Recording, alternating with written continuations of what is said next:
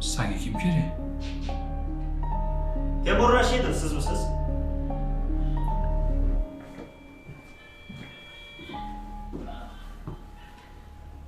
Assalomu alaykum. Men doktor Asad Abdurahmonovman. Ichkariga kirib gaplashsak bo'ladimi?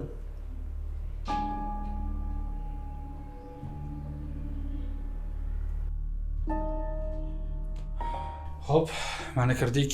Nima xizmat? Xizmat emas, shunchaki bir narsani tekshirib olishimiz kerak.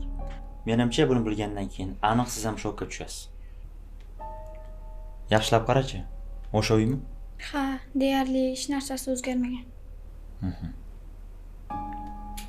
Unda hammasini isbotlab berishing kerak.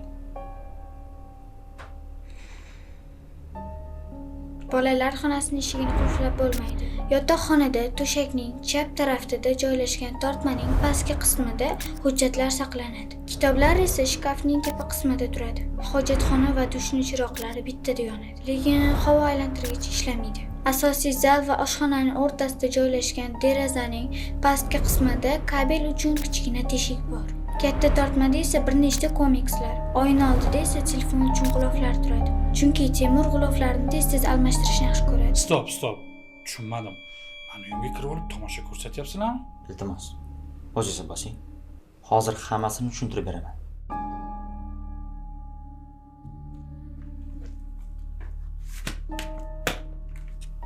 Ko'rib chiqing.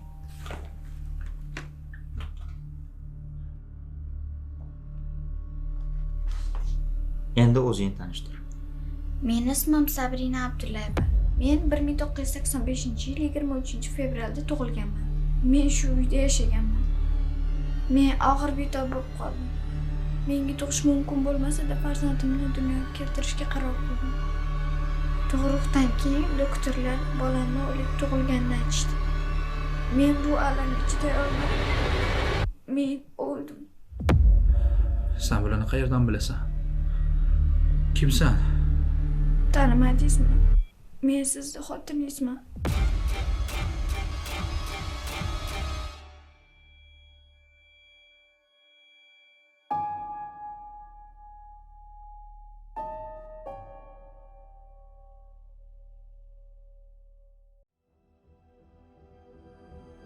Biror xonadonda chaqaloq dunyoga kelsa, ana o'sha xonadondagi marhumning ismini unga qo'ymoqchi bo'lsangiz, ayrimlar buni xosiyatsizlik deyishadi. Agar izoh so'rasangiz, chaqaloqning hayoti o'sha marhumnikiga o'xshab qolmasin deyishadi. Lekin bordi o'sha marhum uzoq va barakali, samarali hayot kechirgan bo'lsa, aksincha ota-bobosiga o'xshab yursin deb o'sha ismni qo'yishadi. Lekin bilamizki, har kimning taqdiri har xil. Yoki istisnolar bormi? Kennedy'ning o'ldirilishi tafsilotlari Linkoln o'ldirilishi bilan hayratlanarli darajada mos keldi. O'xshashliklarni-ku tasodifga yo'ysa bo'ladi, lekin izohlab bo'lmaydigan vaziyatlar ham bor. Masalan, o'tgan hayotini eslaganlar. Hindistonlik qiz avvalgi hayotini esladi va o'sha oila a'zolari bilan ko'rishdi. Tushunib ulgurganingizdek, Wikipediyada bu galgi mavzu qayta tug'ilish, ya'ni reinkarnatsiya. Va ushbu videoda siz o'tgan hayotini eslagan va o'sha oila a'zolarini topgan insonlar hikoyasi rostmi? Titanikning cho'kib ketishi bashorat qilinganmidi? Mashhur insonlar qayta tug'ilgan bo'lishi mumkinmi? Mahatma Gandhi o'rgangan reinkarnatsiya holati hamda Kennedy'ning o'ldirilishi bilan Linkoln o'limining o'xshashliklari haqida bilib olasiz.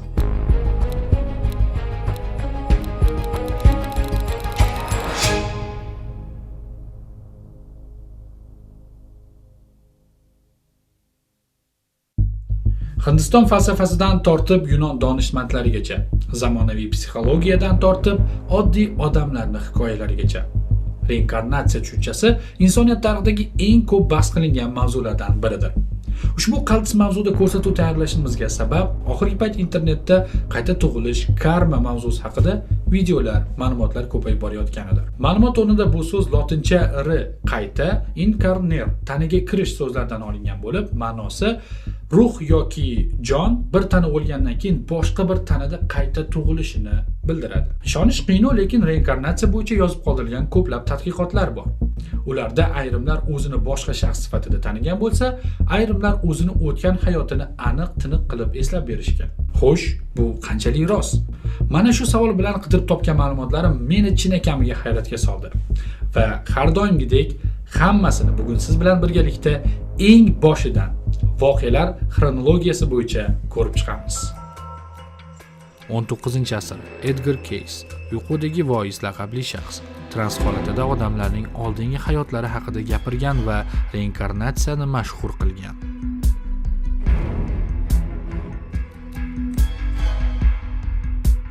Jonathan Kunz, spiritizm davrida mashhur bo'lgan shaxs, avvalgi hayotini eslaganini aytib, ruhiy seanslar o'tkazgan.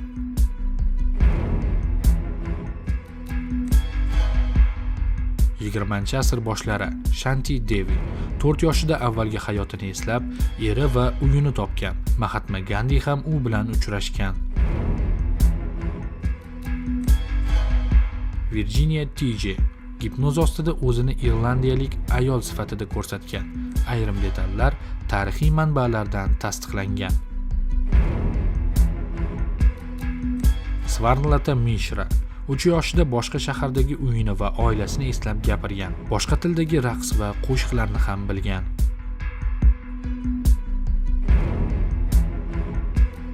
Barbo Karlin 2 yoshida o'zini Anne Frank deb atagan. Keyin Amsterdamdagi uyini o'zi topib borgan va tafsilotlarini bilgan. Dorothy Eddy o'zini qadimgi Misr ruhoniysi Om Seti deb bilgan. Tarixiy joylarni topishda arxeologlarga yordam bergan.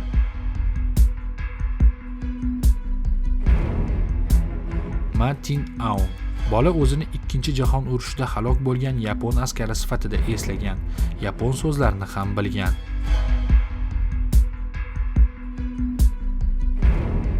Gopal Gupta bola avvalgi hayotida savdogar bo'lganini, hatto qarzlarini eslab gapirgan. Jatindra Nath avvalgi hayotidagi oilasini boshqa qishloqdan topgan. Chanay Chumalayvan bola avvalgi hayotida o'ldirilganini eslab, qotilning ismini aytgan. Keyin qotil buni tan olgan. Karl Eden bola o'zini nemis uchuvchisi deb bilgan. Keyinroq Germaniya arxivlari ma'lumotlari bilan detallar mos kelgan.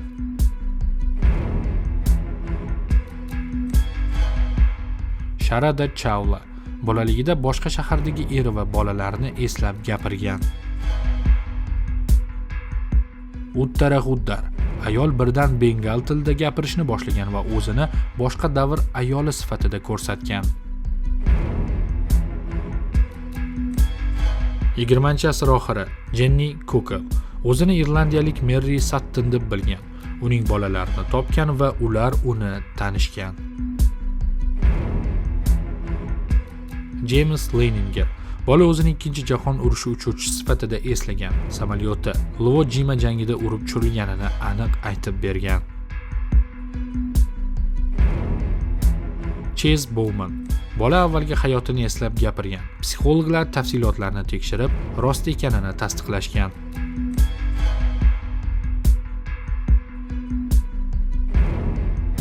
Patrick Christensen yangi tug'ilgan chaqaloqning tanasida marhum akasining kasallik izlari va xotiralari bor edi.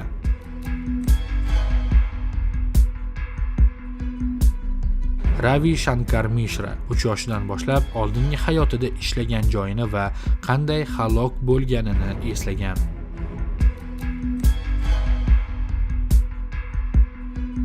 Jeffrey Kane o'zini Amerika fuqarolar urushi generali John Gordonning qayta tug'ilishi deb bilgan. 21-asr Cameron McCauley Barra orolida yashaganini eslab gapirgan. Orolga borgan va uyini ko'rsatgan. Ryan Hammonds bola Marty Martin ismli aktyorning hayotini eslab, tafsilotlarini to'g'ri aytib bergan.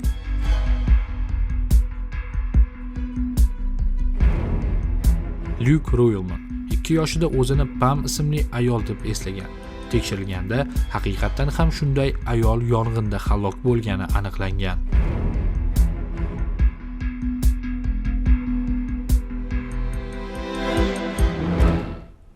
Bular internetda mashhur bo'lgan voqealardir. Reinkarnatsiya bo'yicha umumiy qaydlar sonini aniq aytib bo'lmaydi. Chunki turli tadqiqotchilar bu ma'lumotlarni turli mezonlar asosida to'plashgan.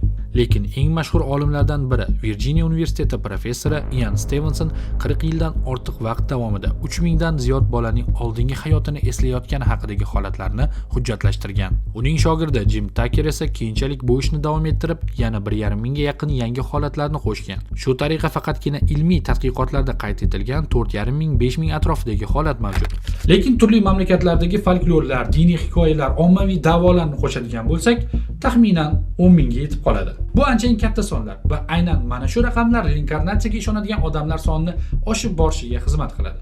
O'zi bu tushuncha eng avvalida qanday paydo bo'lgan? Keling ko'rib chiqishga harakat qilamiz. Miloddan avvalgi 2000 yillik Veda va Upanishadlarda ruhning qayta tug'ilishi g'oyasi uchraydi. Bu yerda samsara, ruhlardagi tug'ilish va o'lim aylanishi va oldingi hayotdagi xatti-harakat natijasida keyingi hayotni belgilanishi, ya'ni karma tushunchasi rivojlangan. Hinduiylik, buddizm, jaynizm reinkarnatsiyani asosiy e'tiqodga aylantirgan. Qadimgi Gretsiyada esa Pifagor ruh abadiyligiga va qayta tug'ilishiga ishongan. Hatto o'zi oldingi hayotini eslay olishini ham aytgan. Platon ham Fedo va Respublika asarlarida ruhlarning bir tanadan boshqasiga o'tishi haqida yozgan. Misrliklar ham ruh tanani tark etib boshqa dunyoda yoki boshqa tanada yashashiga ishonishgan.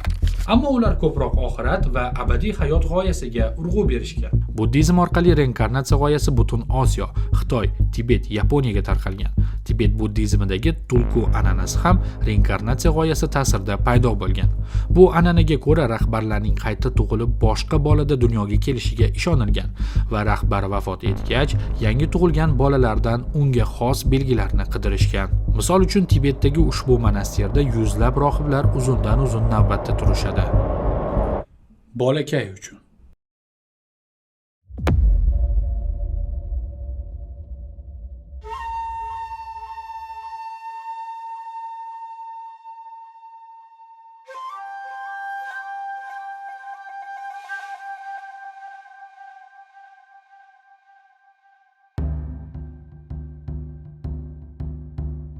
butun Tibet buddaviylari uchun eng oliy diniy rahbar va ma'naviy ustoz Dalay Lama deb ataladi. Dalay so'zi mo'g'ulchada okean cheksizlik degan ma'noni anglatadi. Lama esa tibetchada ustoz, ruhoniy, yo'lboshchi deganidir. Bu so'zlarning birlashmasi abadiy, ruhoniy degan ma'noni anglatadi. Har bir Dalay Lama avvalgisining qayta tug'ilishi, reinkarnatsiyasi deb e'tiqod qilinadi va ularning fikriga ko'ra Dalay Lamalar hech qachon o'zgarmaydi, faqat insoniy jism, ya'ni tanasi yangilanib turadi. Hozirgi kundagi Dalay Lama 14-sidir. 1933-yil 17-dekabrda 13-Dalay Lama vafot etgach, oradan 2 yil vaqt o'tib, keyingi ustozni qidirish ishlari boshlangan. Xo'sh, qanday qidirishgan deb o'ylaysiz? Jasadni qaysi tarafga yiqilgani va ko'zlari qaysi nuqtaga qadalganiga qarab, o'sha tarafdagi qishloqlardan qidirishgan. 1937-yilda qidiruvchilar Amdo viloyatidagi kichik qishloqqa kelishgan va 2 yosh bolani topishgan. Ular bolalarga 13-Dalay Lamaga tegishli buyumlar, ro'mol, tasbeh, tayoq va hokazolarni boshqa oddiy buyumlar bilan aralashtirib ko'rsatishgan. Bolalardan biri esa bularni hammasini to'g'ri tanib olgan va u hozirgi kundagi 14-Dalay Lama Tenzin Gyatsodir.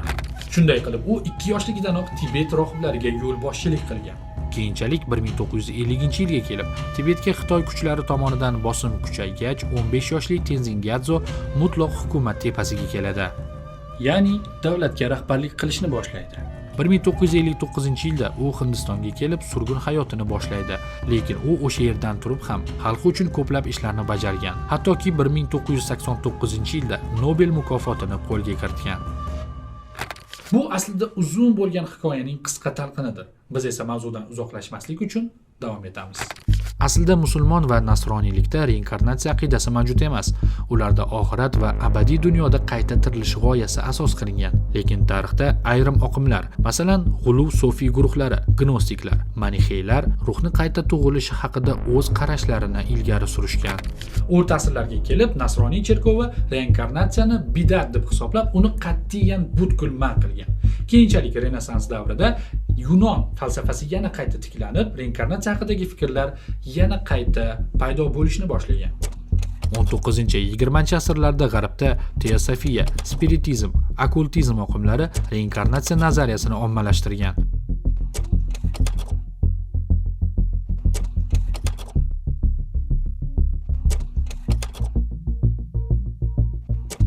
O'tgan asrda ko'plab olimlar ushbu nazariya ustida ko'plab tadqiqotlar o'tkazishgan.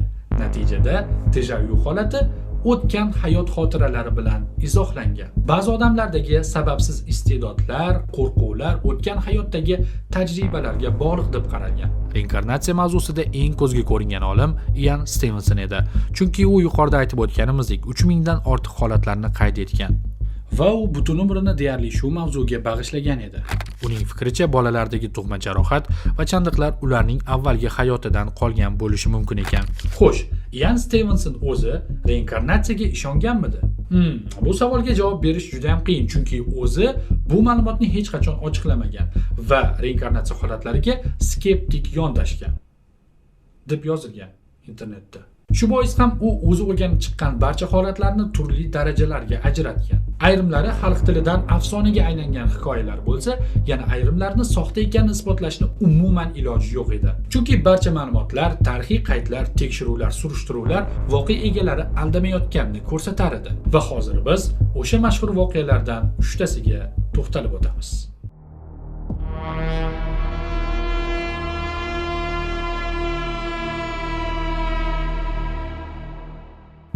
Reinkarnatsiya qayta tug'ilish haqidagi eng mashhur voqealardan biri Hindistonda o'tgan asrda sodir bo'lgan. Bu voqea hali hanuz butun dunyoda tez-tez muhokama qilinadi. Gap 1926-yilda tug'ilgan Shanti Devi haqida ketmoqda. Shanti 3-4 yoshidan boshlab ota-onasiga g'alati gaplar aytishni boshlaydi. Ularning uyi uning asl uyi emasligini, aslida Madhura shahrida yashaganini va turmush o'rtog'i borligini ta'kidlardi. U o'zini 1925-yilda vafot etgan Lugdi Devi deb atar, hatto uydagi kichik tafsilotlarni ham tasvirlab bera olar edi. Taxminan u 6 yoshligida Madhura tomonga qochishga urinadi. Ota-onasi esa uni tutib, qaytarib olib kelishadi va bu hodisa atrofdagilarning e'tiborini yanada tortadi. Bunday holat qayta-qayta takrorlangach, uning ota-onasi Shanti bergan ma'lumotlar asosida Madhurdagi Kedarnath Chaubi ismli savdogarni topishadi, ya'ni marhuma Lugdi Devining erini. Lugdi Devi 1925-yilda o'z farzandini dunyoga keltirganidan 9 kun o'tib vafot etgani qayd etilgan. Kedarnath Shanti Devi haqida eshitgach Dehliga yetib keladi va Shanti bilan uchrashadi. Biroq o'zini umuman boshqa odam deb tanishtiradi. Lekin kutilganidek Shanti Kedarna va Lugdi Devi oilasidan odamlarni darhol tanib oladi. Hattoki o'z farzandini ham. Voqea ommaga tarqalib, unga Hindistonning buyuk arbobi ham qiziqib qoladi. Mahatma Gandhi. U Shanti hodisasini tekshirish uchun mamlakatni taniqli shaxslardan tashkil topgan komissiya tuzib, Shanti bilan birga 1935-yilda Madhurga boradi. Komissiya Shantining Madhurdagi joylarni tanib olishini, oilani aniqlanishini va bergan ma'lumotlar to'g'riligini qayd etadi. Komissiya o'z hisobotini 1936-yilda ommaga chop etadi va hisobotda Shanti Devi voqeasi reinkarnatsiyaning isboti sifatida keltiriladi. Qizaloqning hikoyasi ayrimlar uchun mo'jiza edi. Ayrimlar esa bunga hali hanuz ishonishmaydi va to'g'ri qilishadi. Men ham shu ishonmaydiganlar tarafda bo'lardim, chunki ochiq qolgan savollar va e'tibordan chetda qoldirilgan nuqtalar bor. Birinchisi, ma'lumotlar ochiq bo'lishi ehtimoli. Shanti yashagan Deli bilan Madhura orasida katta masofa yo'q edi. Savdogar oilalar o'zaro aloqada bo'lishi juda oson. Kedarnath savdogar bo'lgani uchun uning oilasi, rafiqasi Lugdi haqida ma'lumotlar odamlar orasida tarqalgan bo'lishi ehtimoldan yiroq emas. Demak, Shanti ma'lumotlarni tasodifan eshitgan yoki yaqinlari unga yetkazgan bo'lishi mumkin edi. Ikkinchisi, bola psixologiyasi va tasavvuri. Bolalar ko'pincha kattalarning suhbatlarini o'ziga singdirib, keyin uni meniki deb aytishadi.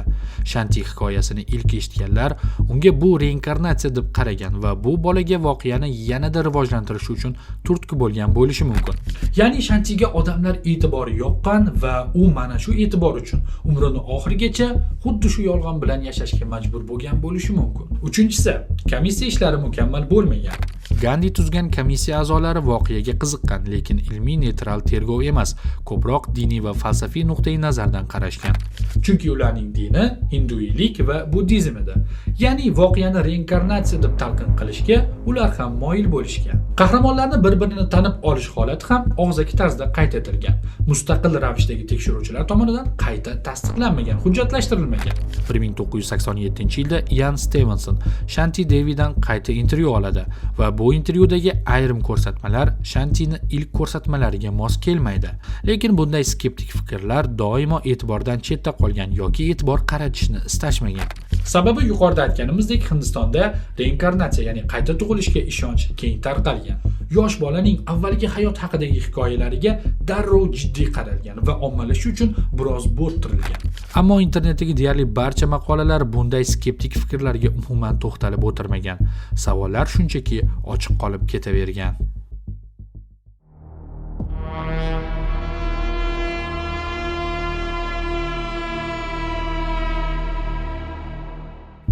...2000-yil avgust oyida James ismli 28 oylik bolakay samolyotni kemadan uchirdim, Natoma kabi so'zlarni qayta aytishni boshlagan. U samolyot yonmoqda, kichkina odam chiqolmayapti kabi so'zlarni tushlarida tez takrorlashni boshlagan. Ota-onasi esa aniqlik kiritish maqsadida izlanish olib borishadi. Natoma so'zini internetdan qidirib, USS Natoma Bay haqidagi ma'lumotlarni topishadi. Keyin ular sobiq uchuvchilar va dengizchilar bilan bog'lanishadi. Natijada o'sha nomdagi kema mavjudligi va undagi samolyotlardan faqat bittasining uchuvchisi jangda halok bo'lgani aniqlanadi. Va uning ismi James Houston edi. Kichkintoy James aytgan ayrim tafsilotlar va u tilga olgan Jake Larson ismi tarixiy qaydlar bilan mos keladi. Bu hodisa ham internetda juda katta muhokamalarga sabab bo'lgan. Rasmiy ma'lumotlar orasida ushbu vaziyatning minus taraflari, kamchiliklari qayd etilmagan bo'lsa-da, men internetni eng tubiga tushib, ba'zi skeptik fikrlarni topib jamladim. Birinchisi, axborot oqimi. Jamesning ota-onasi internet va boshqa manbalardan juda ham ko'plab ma'lumotlarni to'plagan va bu ma'lumotlar bevosita yoki bilvosita Jamesga yetib borgan bo'lishi, hattoki undagi o'tgan hayot xotiralarini ota-onasi unga majburan singdirgan bo'lishi ham mumkin degan. Ikkinchisi, Jamesning onasi ayrim eski qaydlarni atayin yo'q qilgan. Shu sababli bola buni aytganmi yoki keyin qo'shilganmi degan savollar paydo bo'lgan. Buni ortidan ayrim bayonotlar o'zgarib, tafsilotlar boyitilib, qaytadan hikoya qilingan. Bu yetishmayotgan qismni to'ldirish yoki moslashtirish deb ataladi. Uchinchisi, ushbu hodisada texnik tafovutlar ham mavjud. Jajji James Corsair samolyotini aytgan. Aslida Houston, ya'ni katta James FM2 da uchayotganida halok bo'lgan. Bu esa tafsilotlar aniq mos emasligini ko'rsatadi. Eng alamlisi, bu voqeani reinkarnatsiya deb talqin qilgan nashrlarning birortasi ham yuqoridagi skeptik fikrlarni umuman inobatga olmagan.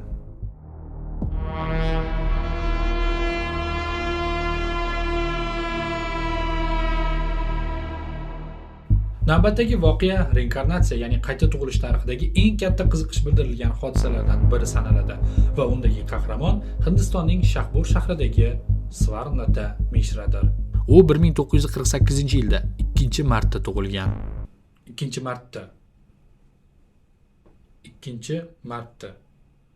Sana 2-mart. Lekin u o'zini 2-marta tug'ilganman deb da'vo qilgan. Avvalgi hayotga oid xotiralar haqida u dastlab 3 yoshida gapirishni boshlagan. U aytgan hikoyalarni otasi qayd qilib borgan. Qizaloq boshqa tilda qo'shiqlar xirgoya qilgan. Raqslari ham u yashagan hududga xos emas edi. O'zining aytishicha, u Pathaklar oilasida vafot etgan 40 yoshli ayol edi. Keyinchalik u o'zi da'vo qilgan Pathaklar xonadonini ta'riflab berishni boshlagan. 4 qavatli devor, qora eshiklar, temir panjaralar, hovli orqasida joylashgan qizlar maktabi, temir yo'l liniyasi qanaqa ko'rinish haqida aniq tafsilotlarni aytgan. Keyin esa Hindiston universiteti parapsixologiya bo'limi professori Banerjee bu hodisani o'rganishni boshlaydi. U qizaloqning otasi qayd qilib borgan ma'lumotlarga tayangan holda Katni shahridagi Pathaklar oilasini topgan. Qizaloq ular bilan uchrashtirilgach, ularning hammasini tanib olgan. Ian Stevenson ham bu jarayonga jalb qilingan. U keyinroq ikkita oiladan ham intervyular olgan va bu voqea haqida o'z kitobida ham yozgan. Bir qarashda hammasi hayratlanarli. Tekshiruvlar o'tkazildi, ular bir-birini tanishdi, oila a'zolari intervyu berishdi. Lekin yopishmayotgan yana ayrim detallar bor. Stevenson bu voqea haqida kitobida yozganida qizaloq yoshligida xirgoyi qilgan qo'shiqlardagi jumlalarni biror bir tildan topa olmaganini alohida ta'kidlagan. Ya'ni qizaloq og'ziga kelgan so'zlarni xirgoyi qilgan bo'lishi ham mumkin. Yana bir gap, Katni va Shahpur shaharchalarining orasi juda ham yaqin. Tasavvur qilishingiz uchun Namangan va Farg'ona orasidagi gap. Navoiyda har bir tumanning orasi shuncha. Voqeaning yana bir zaif tomoni shunda ediki, Mishraning oilasidan avval ham ba'zilar qayta tug'ilish da'volarini qilishgan, lekin ular yetarlicha asosli bo'lmagan. Qizaloqning har qanday hikoyasi bunday muhitdagi oilada chin haqiqatdek qabul qilinishi tabiiy holidir. Meni fikrimcha u qaysidir ma'noda oilasini orzusini amalga oshirgan. Tasavvur qilyapsizmi? Bu voqealarda qanchadan qancha kamchiliklar bor. Yana ular reinkarnatsiya tarixidagi eng mashhur voqealar. Ian Stevenson esa 40 yil umrini mana shu yo'nalishga sarflagan olim sifatida tilga olinadi. 40 yil. Men aqlimga sig'dira olmayotganim bu olim qanday qilib 3000 tadan ortiq tadqiqot o'tkazgani. Yuqorida esa eng mashhur, eng asosli deyilgan 3 ta voqeaning minuslarini ko'rdingiz. Qolganlarni tasavvur ham qilgim kelmayapti. Stevensonni boshqa ko'plab olimlar ham tanqid qilishgan. Ularning fikricha, Stevenson o'z tadqiqotlarida oilaviy va madaniy ta'sirni va ayrim ma'lumotlardagi kamchiliklarni umuman inobatga olmagan. Qayta tug'ilishga ishonadigan xalqlar orasida yurib, 40 yil umrini ularning hikoyalariga ilohiy tus berishga sarflagan. Achinarli, to'g'rimi? Va so'zim isbot sifatida u o'rgangan yana 2 ta ishni, eng katta kamchiliklarni ko'rib chiqamiz. Darvoqe, bu 2 ta voqea ham reinkarnatsiya tarixida top 10 talikka kiradi.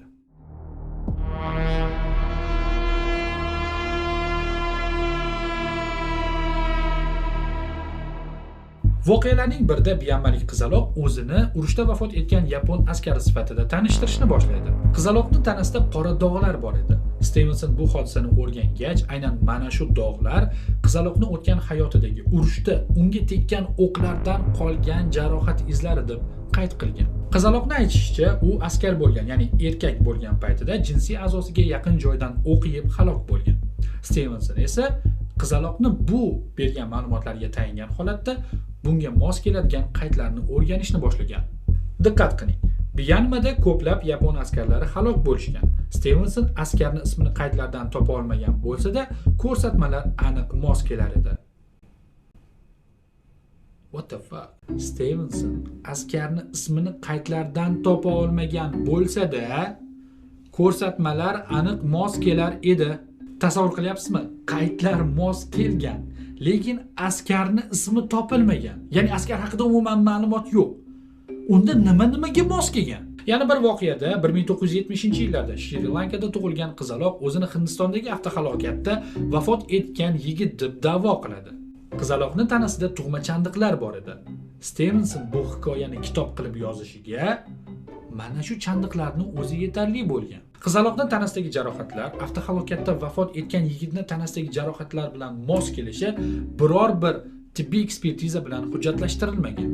Yana bir katta minus. Qizaloq aytgan ism hech qayerdan topilmagan. Shularning o'zi yo'q Stevenson qaydlariga katta shubha uyg'otadi. Tadqiqotlarning katta qismi ham aynan qayta tug'ilishga ishonishga moyilligi bor xalqlar orasida o'tkazilgan.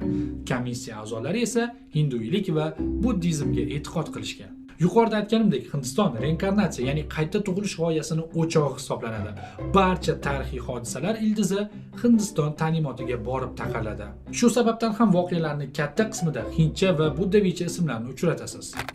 Aytgancha, Bollywoodning mashhur filmlaridan biri Om Shanti Om ham reinkarnatsiya mavzusiga qurilgan.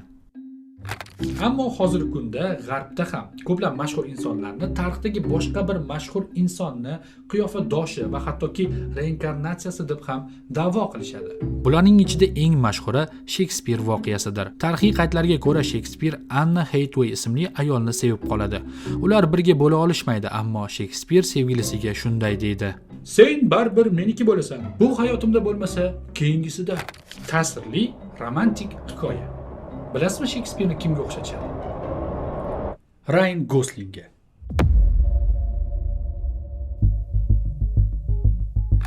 Eng hayratlanarlisi, Ryan Goslingning xotinining ismi Anna Hathaway. You have the same name as William Shakespeare's wife. To William Shakespeare. Rumor was that we've been reincarnated together. Oh. Ishondingizmi? Zo'r. Haqiqat shundaki, Ryan Goslingning xotinining ismi Anna Hathaway emas. Aktyorning xotini mana va uning ismi Eva Mendes. Bu hikoyaning paydo bo'lishiga sabab aktrisa Anna Hathawayning ismi Shekspirning ayoli Anna Hathaway ismi bilan bir xilligidadir. Va bu hikoyani to'qiganlar Shekspirga o'xshash odamni qidirishgan xolos. Natijada Ryan Goslingni topishgan, shunday qilib Ryan Goslingning xotini Anna Hathaway deb talqin qilishgan. Ammo ma'lumotlarni tekshirmaydiganlar bo'lsa shunchaki ishonib qo'ya qolishgan. Va bu yagona holat ham emas. Dunyoga mashhur Ferrari kompaniyasining asoschisi Enzo Ferrari 1988-yilda vafot etgan. Va bilasizmi uni kimga o'xshatishadi? Mesut O'zilga. Hayratlanarlisi, O'zil 1988-yilda ayni Enzo Ferrari vafot etgan yilda tug'ilgan. Lekin birorta ham boshqa o'xshashlik yo'q. Ular bir-biriga o'xshaydi. Bo'ldi, tamom. Bu reinkarnatsiya deb talqin qilinishiga yetarli asos emas.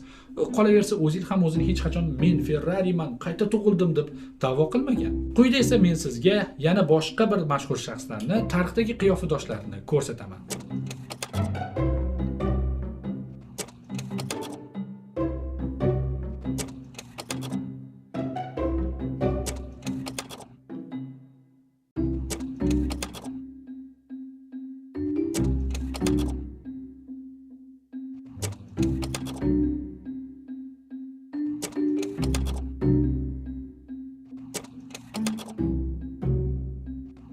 Eng qiziqarlisi, hozirgi davrning o'zidayoq bir-biriga o'xshash va hattoki birga filmda tushgan o'xshash aktyor va aktrisalar ham bor.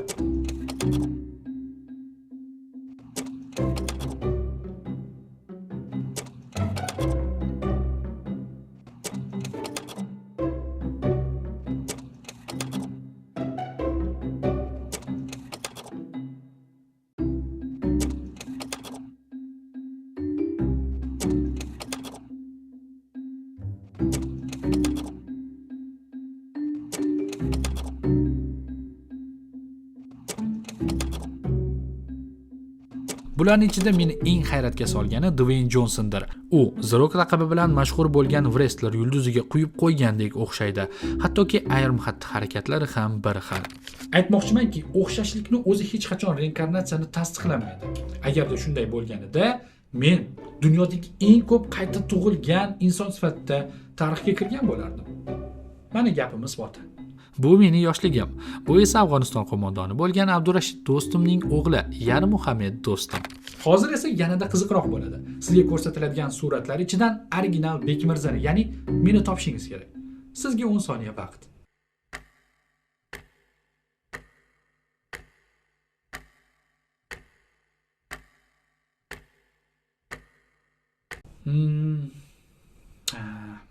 Bularning birortasi ham men emasman. Bularning hammasi meni qiyofadoshlarim. Qayerdan topgansiz deb so'ramang. Instagramdagi obunachilarim yuborishgan. Lekin hozir sizga aytadigan voqeamda o'xshashliklar tasavvur qilib bo'lmas darajada ko'p. Ismlar, taqdirlar hammasi bir xil va bularning bari tarixga muhrlangan.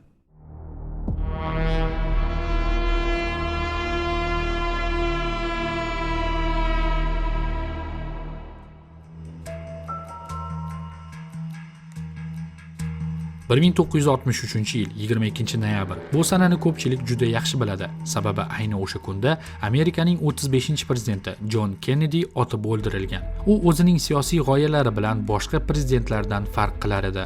Suiqasd kuni Kennedy prezident korteji bilan ochiq avtomobilda xalq oldidan o'tayotganda unga snayper o'q uzgan.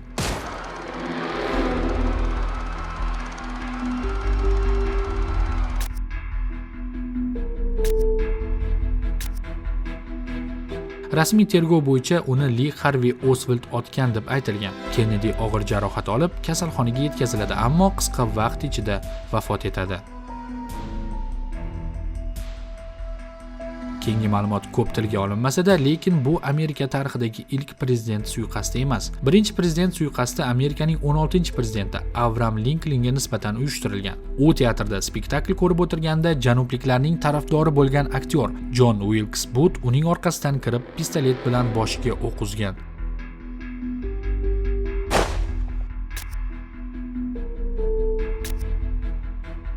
Linkoln og'ir yaralanadi. Uni qo'shni uyga olib o'tishadi, lekin shifokorlar qutqara olishmaydi. Bu ikki voqeaning ajablanarli tomoni shundaki, undagi o'xshashliklardan aqlingiz shoshib qoladi. Diqqat qiling. Ikkalasining ham ismi 7 ta harfdan iborat. Linkoln 1846-yilda Kongressga saylangan. Kennedy esa 1946-yilda.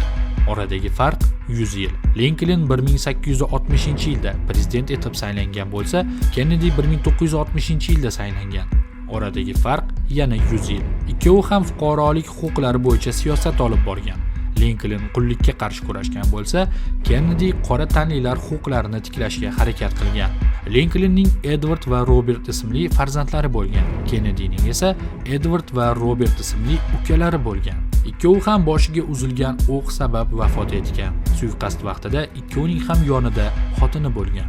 Ikkovi ham jamoat joyida otib o'ldirilgan. Kennedy juma kuni, Linkoln esa jumaga o'tar kechasi. Linkoln o'tirgan teatr binosi nomi Ford edi. Kennedy harakatlanib ketayotgan mashina Ford kompaniyasining Lincoln modeli bo'lgan. Lincolnning qotili John Wilkes Booth, Kennedyning qotili esa Lee Harvey Oswald. Har ikkovining to'liq ismi 15 ta harfdan iborat. Booth 1839-yilda, Oswald esa 1939-yilda tug'ilgan. Bu yerda ham oradagi farq 100 yil. Booth Lincolnni teatrda o'ldirib, o'zi qishloqdagi bir ombor chordog'iga yashiringan. Oswald esa Kennedyga chordoqdan turib o'q uzib, keyin teatrga yashiringan. Ikki qotil ham sud qilinishidan oldin otib o'ldirilgan. Ularni hattoki bo'y basti, vazni ham deyarli bir xil bo'lgan. Lincolnning siyosiy hamkori Adlai Stevenson edi. Kennedyning yaqin siyosiy hamkorining ismi ham Adlai Stevenson bo'lgan. Stevensonlarning ikkovi ham Illinois shtatidan bo'lgan. Biri vitse-prezident, ikkinchisi esa prezidentlikka nomzodini qo'ygan BMT elchisi edi. Lincoln o'ldirilgach, o'rniga kelgan prezidentning familiyasi Johnson bo'lgan. Kennedyning o'limidan keyin ham uning o'rniga kelgan prezident familiyasi Johnson edi. Andrew Johnson 1808-yilda tug'ilgan. Lyndon Johnson esa 1908-yilda va bu yerda ham oradagi farq 100 yil. Bu chinakam hayratlanarli holat. O'xshashliklar shu darajada ko'pligidan bu vaziyatni reinkarnatsiya deb baholaydiganlar ham yetarlichadir. Lekin bu yerda ko'proq qayta tug'ilish emas, voqealikni takrorlanishi asosiy nuqtadir. Bir inson bilan sodir bo'lgan voqea yana boshqa bir inson bilan sodir bo'lishi. Tarixda bunga misollar ham talaygina. Hitlerni Napoleonga taqqoslashadi, Napoleon qilgan ishlarni esa Amir Temurga bog'lashadi. Men esa hozir juda ham mashhur bir tarixiy voqea va unga ayni o'xshash bo'lgan kitob haqida aytib bermoqchiman.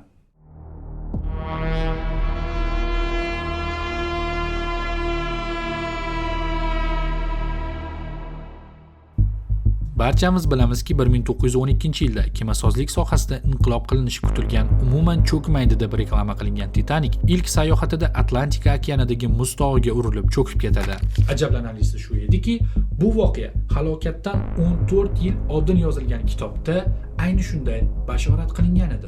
1898-yilda, ya'ni Titanic cho'kishidan 14 yil oldin amerikalik yozuvchi Morgan Robertson Titan halokati nomli roman yozadi. Unda Titan deb nomlanuvchi bahaybat kema Atlantika okeanidagi muz tog'lariga urilib cho'kib ketishi yozilgan. Bu voqeada ham o'xshashliklar mayda detallarigacha bir-biriga mos tushadi.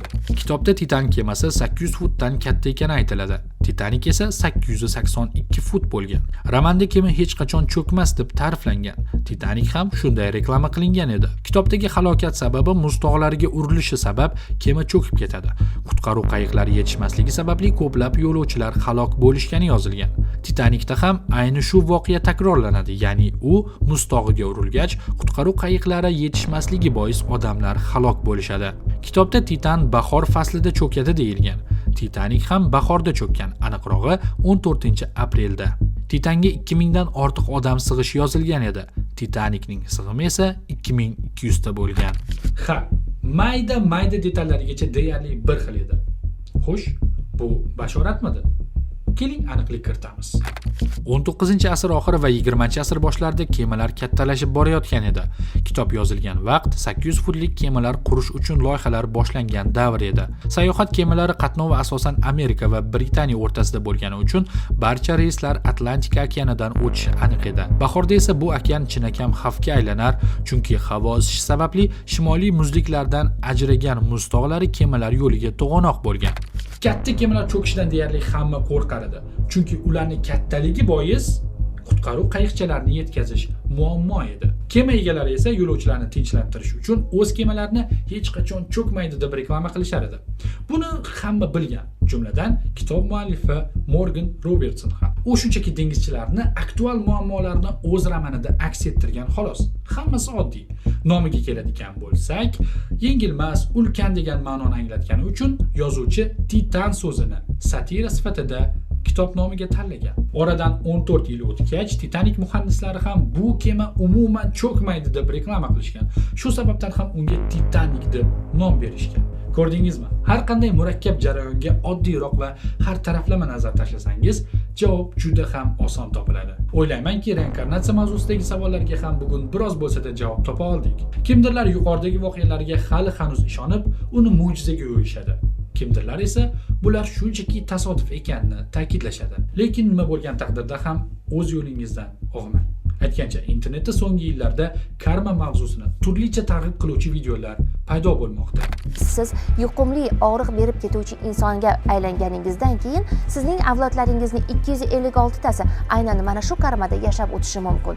Reinkarnatsiyaga, ya'ni qayta tug'ilishga ishonsangiz, karma bu o'tgan safargi hayotimizda qilgan xatolarimizning badali. Karma bu yechilmagan vaziyatlar. Bobongiz ichuvchi bo'ladigan bo'lsa, bu holat onangiz orqali, demak dadangiz ham ichish holatlari. Sizning hayotingizda ham turmush o'rtog'ingiz ichkilikka ruju qo'yish holatlari kuzatilishi mumkin.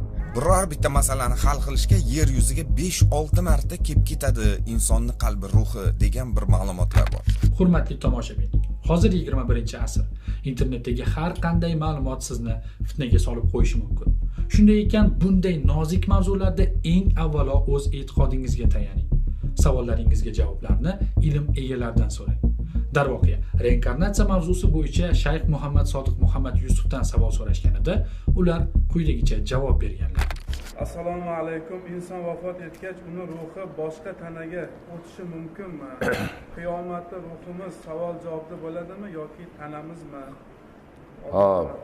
Inson vafot etganda bizi aqidamiz bo'yicha ruhi tanasidan ajralib chiqib, barzax degan joyga borib, boshqa ruhlar bilan birga bo'lib, qiyomat qoyim bo'lishini kutib turadi. Insonning ruhi chiqqanda boshqa bir tanaga kirib qoladi. Itnikigami, kuchuknikigami, eshaknikigami yoki boshqanikigami degan e'tiqod Hindistondagi tanasuhul arvoh deb atalmish ruhlarni ko'chib yurishi to'g'risidagi aqidasi bor xalqlarning gapi. Bu mo'min musulmonlarga mutlaqo to'g'ri kelmaydi. Bizda ruh tanadan ajragandan keyin chiqib borib, barzax degan joyda turadi. Hech kimning ichiga yoki hayvonning ichiga ko'chib o'tmaydi. Umid qilamanki, bu ko'rsatuvimiz ham sizga foydali bo'ldi. Video sizga yoqqan bo'lsa, unga like bosing va keyingilarni o'tkazib yubormaslik uchun kanalga obuna bo'lib qo'ying. Aytgancha, loyihamizni qo'llab-quvvatlamoqchi bo'lsangiz, ekraningizdagi karta raqamlariga istalgan summani tortinmasdan donat qilishingiz mumkin. Va bir narsani unutmang. Har qanday jumboqqa javob o'zimizda.